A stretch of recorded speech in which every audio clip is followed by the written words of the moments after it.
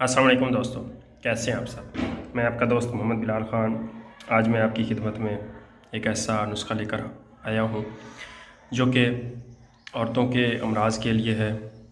जो औरतें हैज़ की बंदिश की वजह से मोटी हो गई हैं या वरम वगैरह पड़ गई है या वैसे मोटापा है उनको, तो ये मोटापा भी ख़त्म करेगा और हैज़ की ख़राबी को भी दूर करेगा, जिस्म को हल्का फुल्का सा बनाएगा, थकावट वगैरह भी ख़त्म करेगा। तो इसमें सबसे पहले जो आपने चीज़ लेनी है वो ज़ीरा लेना है। ये ज़ीरा किरमानी ये आपने ले लेना है 3 माशे। उसके बाद जो है अफ्तीमून, ये मैं एक खुराक बता रहा हूँ, इस हिसाब से आपने इसको ज़्यादा ले लेना है। ये अफ्तीमून आपने लेना है, ये पड़ा हुआ है।